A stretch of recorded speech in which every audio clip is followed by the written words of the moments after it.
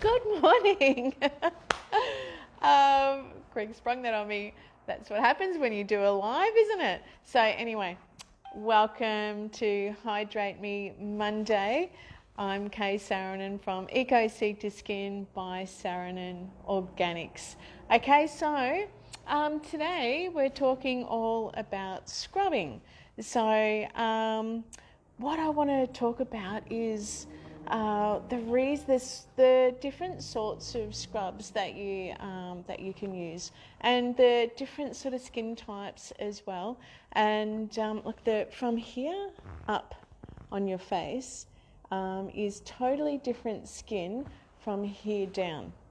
Okay, so the rest of the body can handle something a little bit rougher. Now, in my demographic, when I was younger, I was brought up with nutshells and sand, and look, they are really coarse. They're really quite sharp actually, and they can scratch the skin, but they can also break your capillaries and take off too much. So they take off to the point where your skin almost gets that transparent look to it, and it can cause saggy skin and premature aging actually, because you're exposed to the sun a little bit more as well. So the rounder the bead from here up, the better it is for you. It's nice and gentle. And this is why those horrible little plastic beads were invented, because they were circular. It was quite difficult to find something so circular so it wouldn't actually cause problems on the skin. But of course it caused problems in our oceans. I've been banging on about these plastic scrub beads for a long time. I'm so happy that it's, pretty much everyone knows not to use them anymore because of the pollution. So getting back to the round ones, so I actually have found jojoba wax beads. So jojoba wax beads are actually round, and they're not perfectly round, but they're fairly round.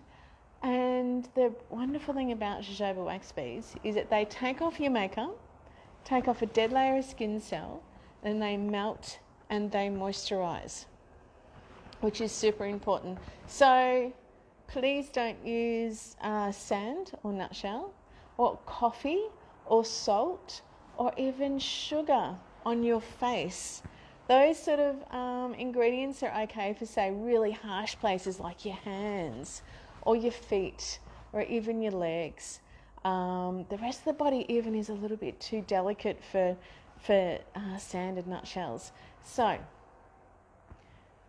different types of skin as well. There's a little bit of different sorts of preparation for the skin. So for example, if you've got very oily skin, it's best to take off your makeup and your sunscreen and your sebum oil before you hop in the shower and scrub. But somebody like me at my age, around the 50 age, where I've got quite dry skin, I can actually hop into the shower with my makeup on, with my sunscreen on, and I can scrub.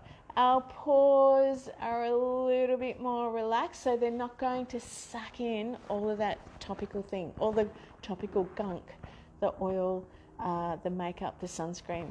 So we can hop in and start scrubbing. So if you've got oilier skin or even a combination skin and you're under 38, I do recommend to tone beforehand.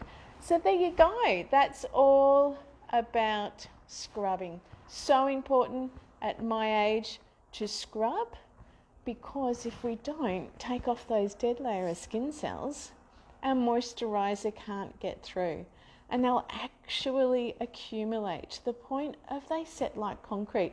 You get that very hard look to your skin and a little bit grey as well.